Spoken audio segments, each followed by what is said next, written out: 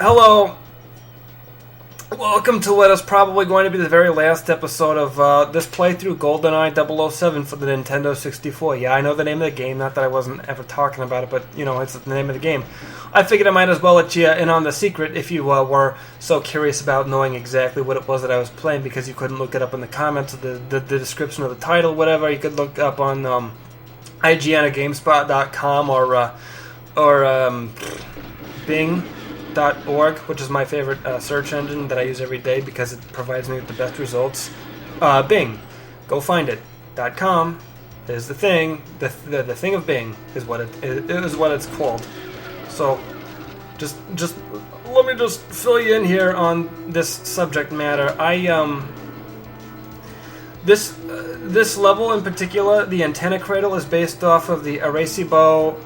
Actually, it's not based off of the in the movie when they go to fucking stop it, Jesus, guys. We're so rude. So rude. Okay. The Arecibo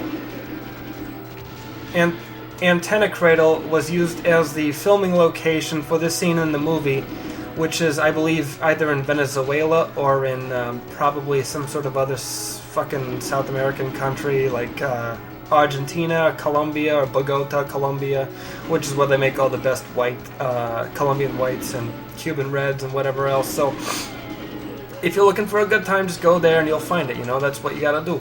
Sorry, Trevlin, I took down your fucking antenna cradle. I apologize, and I apologize again, and a third time even still. So, from the cradle to your grave. Okay, so he wants me to die, and I don't blame him because I've been a real pain in his ass. I bet, you know, I foiled his plan, and he's Janus Marine, and I feel bad for what I did, but he kind of deserved it. He's trying to destroy London, and that's where I'm from. That's where my family lives.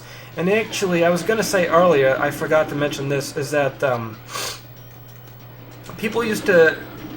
I was saying, like, well, you can't have Denzel Washington play James Bond. He's a black man. But then I was like, you know what? Why couldn't I? Because Denzel Washington, he's actually a very good actor. Finish the job, James, if you can. Alright, I will try. Thank you for the encouragement there, Alec Trivlin. He probably doesn't care so much since I blew up his antenna cradle, I bet. So, the Arecibo antenna... No, Denzel Washington, and people... Here's a theory, is that people think that James Bond is actually played by... he's not exactly like one person. It's actually like a code name that people use for the 007... position title, I guess. I was always better James. Well, I don't know about that, Alec Trivlin. I'm gonna try and snipe him from up here, so that I can. No, not gonna let me do that? Okay, well.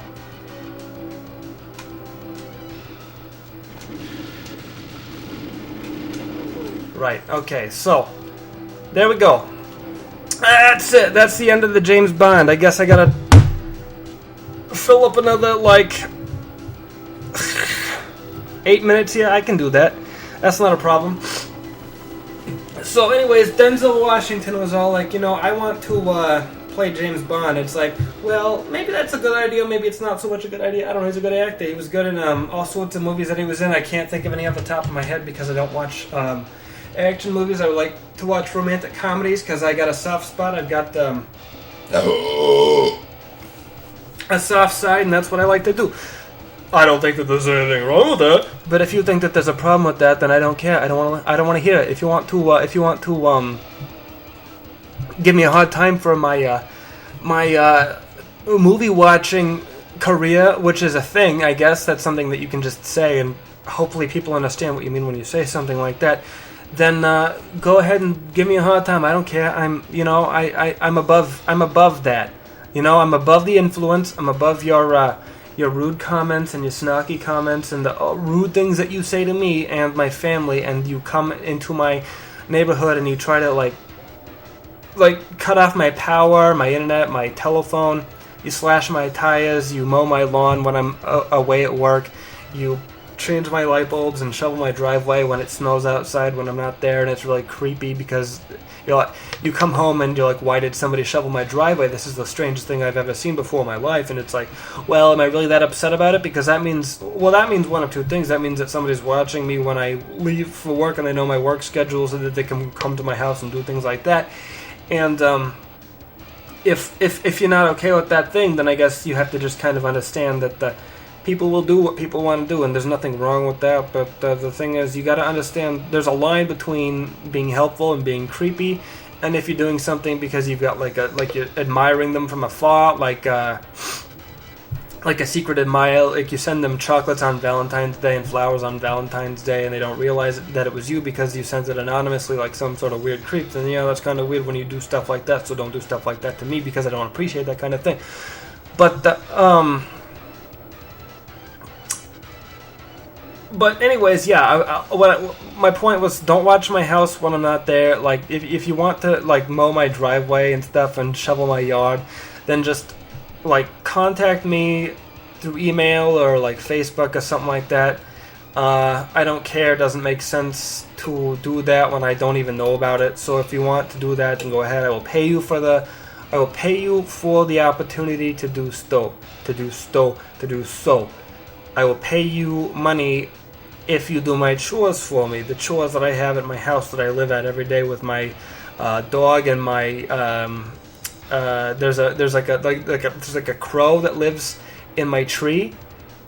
There's a crow that lives in my tree, and he's not my pet or nothing, but he lives there, and it's okay that he lives there. I'm okay with that because he's a very nice crow, and he goes caw caw once in a while, and he cleans up my yard from like all sorts of worms and spiders and bugs and stuff like that. Even though it's kind of sometimes scary for a crow to eat a spider because he might get like stung from the inside and die from like necrosis or something like that.